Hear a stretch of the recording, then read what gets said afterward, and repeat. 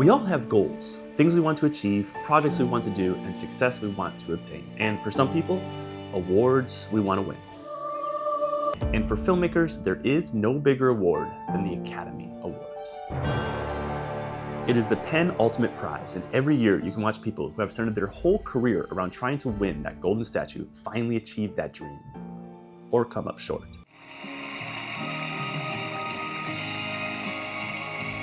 As a self-taught filmmaker who didn't pick up a video camera until I was 25 years old, getting nominated for an Academy Award was never on my radar.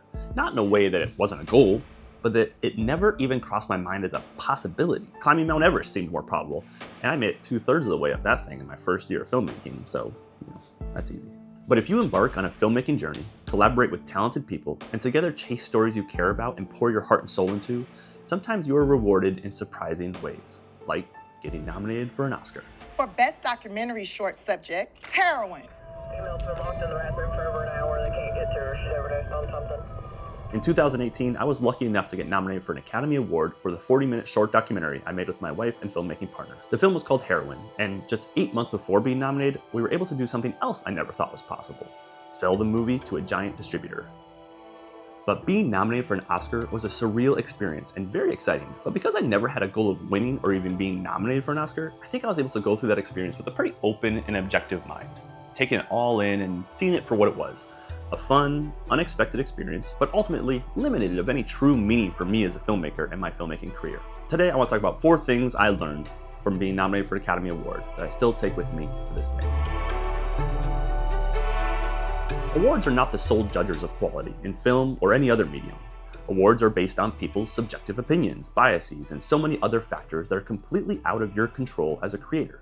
This is also true for film festivals and distributors, with both having their own specific goals that may have nothing to do with the quality of the film.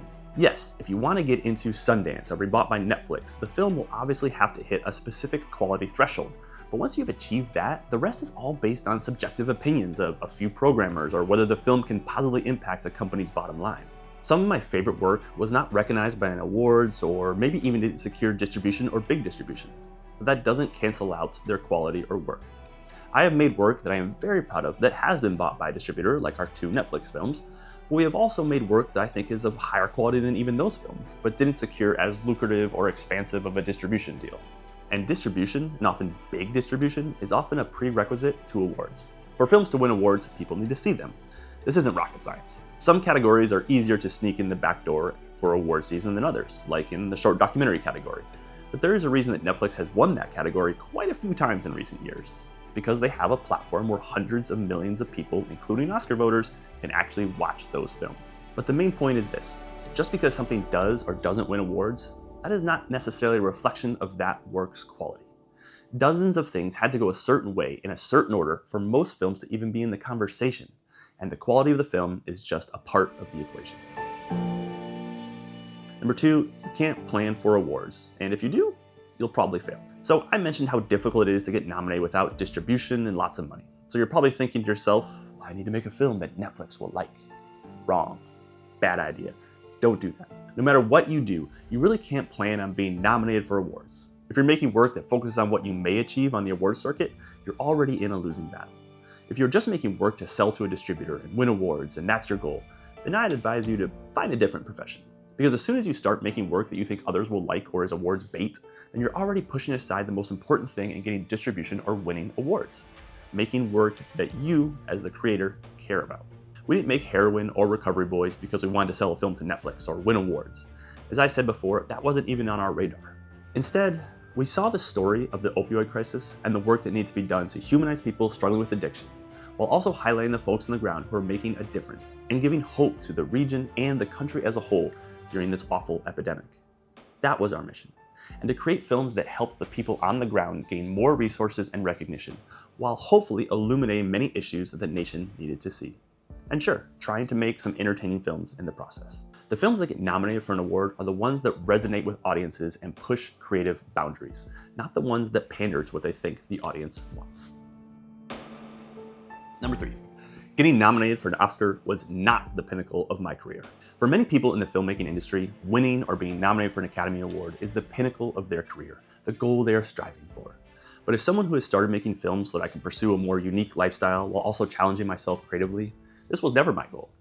So I think I was able to stand back and see the entire hoopla for what it was. A fun, sort of surreal, sort of silly experience that didn't really change or affect my life all that much. Yes, it may have afforded me more career opportunities, but I think the film had already done that as far as more DP work. The most recent film I shot, Pinnacle, had a great film festival and independent theatrical run, but did not get nominated or shortlisted for an Oscar. But for me, as a cinematographer, resulted in a bigger career advancement than any Oscar nomination could. In many ways, Pinnacle being nominated for an ASC award was more exciting than the Oscar nomination because it felt like a more true reflection of the quality of the work, since the ASC awards are specifically cinematography based. And we didn't have a giant distributor behind the film spending hundreds of thousands of dollars trying to get nominated for awards. If someone gave me the option of going to an awards show or shooting in the mountains, I'd choose the mountains. The pinnacle of my career is every time I get to hit that red button on the top of my camera and capture images that I love and have experiences that shape who I am as a person. Number 4, the process is what matters most. Ever since I was nominated for an Oscar, I've watched others I've worked with succeed or almost succeed in the awards campaign. And while it's not as big of an issue in the doc world, you do see people who get caught up in the awards game. But this is a dangerous game, because awards are out of your control, and the whims of the voters are fickle and ever-changing. What matters most is the creation. Make sure you are enjoying the process, whether you're a filmmaker, YouTuber, or in another profession altogether, because the process sometimes is the only thing. It's easy to get caught up in the results, the accolades, the praise, the likes, and the views, but all of this is fleeting, and all of this isn't guaranteed, and often isn't even in your control. And when the praise dies down, you're left to start the work on the next project. If all you're aiming for is awards, what happens when you don't receive any? It's easy to get discouraged or to give up. But if instead you enjoy the process and collaboration and the growth that you get from each and every project, then you've succeeded before you even release the work out into the world. If you're lucky enough to make films for a living, or it's just a hobby that you enjoy, be thankful for the process. Enjoy the act of creating, because truly, often, there is nothing else. Awards aren't what matter. The process matters. What you learn and the experience you have creating something is what matters. The impact of your films is what matters. How they move audiences and transport them to other worlds is what matters. Last year, I finished 2 feature films that I know will probably never come close to an Oscar nomination. A feature documentary about professional boxers in Kentucky, and a micro-budget narrative feature. Despite the fact that these films most likely will not get any large awards, though Country Brawlers has won a few film festival awards, I loved making these films. I made them with very little resources, and I loved every minute of doing so. And I'm proud of what I was able to achieve. It was nice to be on the peak, to see the pinnacle, and realize that though the view is nice, I still prefer being down in the trenches, doing the day-to-day work of creating.